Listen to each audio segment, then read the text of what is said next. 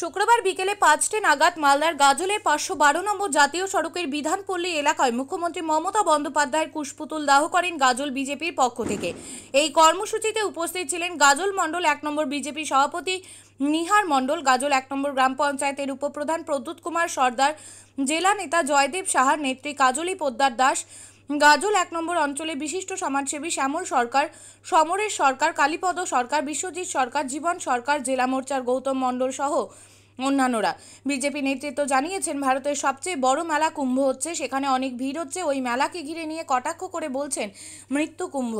যিনি একটা দুর্গাপুজো সামাল দিতে পারে না, তার মুখে এমন কথা মানায় না, যে সেজন্য এদিন বিক্ষোভ দেখানো হয়েছে। এর পাশাপাশি তার কুশপুতুল দাহ করা হয়েছে বলে জানান। আমরা গাজল 1 মণ্ডল এর পক্ষ থেকে আমাদের মাননীয় সভাপতি নিহার রঞ্জন মণ্ডলের উপস্থিতিতে আজকে আমাদের যে প্রয়াগরাজে আমাদের যে হিন্দুদের উপরে যে অকথ্যভাবে যে মুখ্যমন্ত্রী কথা বলেছে, যে প্রচার চালাচ্ছে, তার বিরুদ্ধে আমরা আজকে ধিক্কার জানালাম। এই অপদার্থ মুখ্যমন্ত্রী জানেই না ইউপিতে আজকে প্রয়াগরাজে যে আমাদের কুম্ভ মেলা চলছে, সেখানে কি ধর্মীয় অনুষ্ঠান চলছে। গোটা ভারতবর্ষ ছাড়িয়ে আজকে বিশ্বব্যাপী এই অনুষ্ঠানে এই কুম্ভ মেলায় আজকে একবার স্নান করার জন্য পাগল হয়ে রয়েছে প্রত্যেকটা হিন্দু মানুষ, সনাতনী মানুষ, যারা সনাতনকে ভালোবাসে, হিন্দুকে ভালোবাসে। 144 বছর পরের যে অনুষ্ঠান হয়েছে, আজকে একটা ছোট ঘটনা ঘটেছে, সেটা নিয়ে সেখানকার প্রশাসন, সেখানকার যে আইন আছে সেখানে সেটা তারা ভাবছে, কিন্তু সেই অনুষ্ঠানকে আজকে মৃত্যু কুম্ভ বলে দেওয়া মানে আজকে সকল হিন্দু মানুষকে, সকল সনাতনী ধর্মের মানুষের আবেগকে, আজকে ধর্মীয় ভাবাবেগকে তাদেরকে যেভাবে মানে লাথি মেরেছে মুখ্যমন্ত্রী, এই মুখ্যমন্ত্রীকে অবিলম্বে পদত্যাগ করতে হবে এবং এই কুম্ভ মেলার যে আমাদের রয়েছে তাদের কাছে ক্ষমা চাইতে হবে সনাতনী প্রত্যেকটা মানুষের কাছে, কোনো ছাড়াই তাদেরকে মুখ্যমন্ত্রীকে ক্ষমা চাইতে হবে এবং তার পদত্যাগ দাবি করছি আমরা বিজেপির পক্ষ থেকে। কোথায় আমরা আজকে গাজল আমাদের যে মণ্ডল কার্যালয় রয়েছে, সেই মণ্ডল কার্যালয়ের সামনে আজকে আমরা রাস্তার উপরে তার কুশপুতুল দাহ করলাম।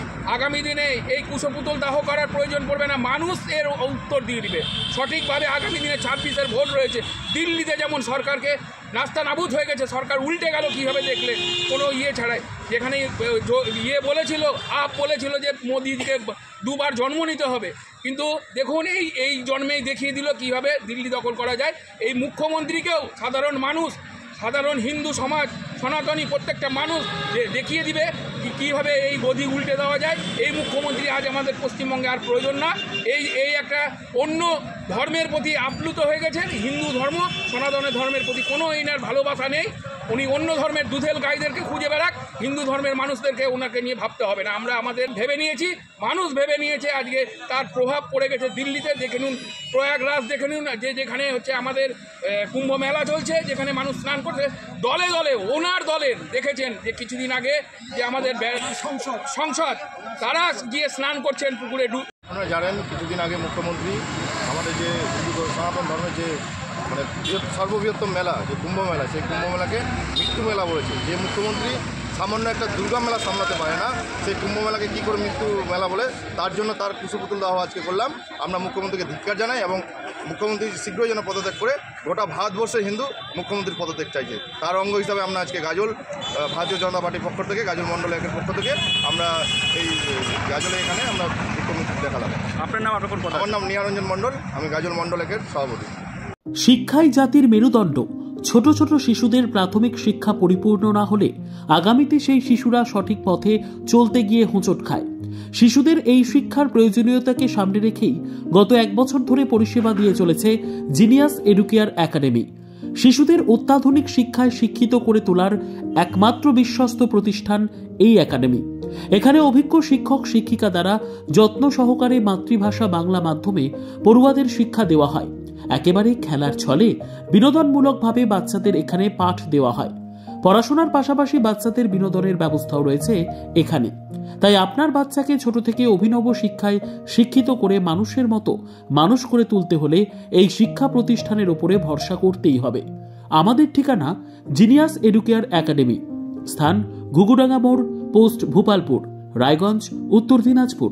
মোবাইল নম্বর 95636301 09 অথবা 7029042308।